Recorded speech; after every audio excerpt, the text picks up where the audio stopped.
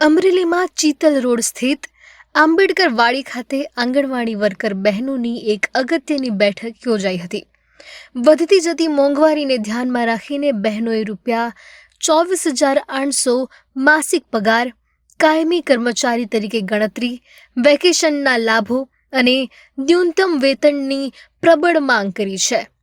અમરેલી જિલ્લાના પ્રમુખ ભાવનાબેન પાટલિયાના જણાવ્યા મુજબ હાઈકોર્ટના ચુકાદા સામે સરકાર સુપ્રીમ કોર્ટમાં અપીલ પર ગઈ હોવાથી અંતિમ નિર્ણય ન આવે ત્યાં સુધી વચગાળાના વેતન તરીકે ઓછામાં ઓછા ₹18,500 ચૂકવવામાં આવે તેવી માંગણી કરવામાં આવી છે।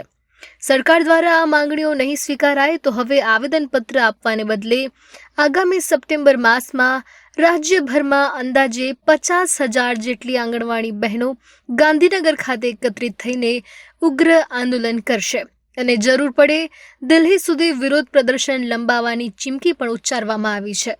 અમે વર્ષોથી સરકાર પાસે એક જ માંગણી કરીએ છીએ કે અમને સમાનજનક વેતન આપો। કેટલી રેલી કરી, કેટલા આવેદન કર્યા, કેટલી વાર કમિશનર સાથે બેઠક કરી, સચિવ સાથે બેઠક કરી, પણ કોઈ પણ જાતનો અમારા પ્રશ્નનો, અમારી જે 12 માંગણી છે એમાંથી એક પણ માંગણીનો ઉકેલ આવેલ નથી, સિવાય કે નવા મોબાઈલ આપ્યા। પણ જેવા નવા મોબાઈલ આપ્યા એટલી અમારે એપ્લિકેશન અને એટલું કામનું ભારણ છે, છતાંય અમે કામ કરવાની ના જ નથી પાડતા। પણ અમને સમાનજનક વેતન આપવું જોઈએ।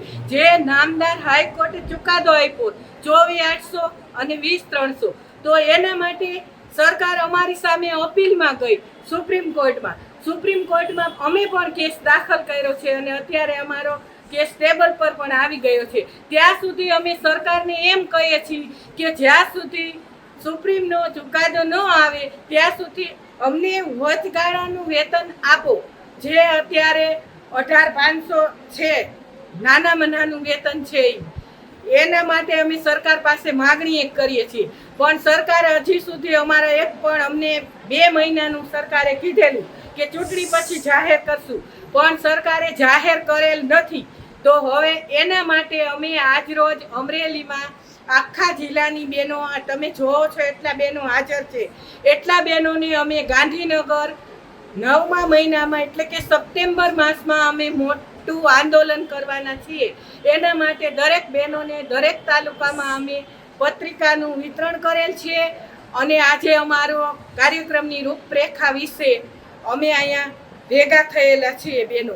અમે આજે કોઈને આવેદનપત્ર પણ આપેલ નથી, કારણ કે અમે આવેદનપત્ર આપી અને ખૂબ જ ધરાઈ ગયા છીએ।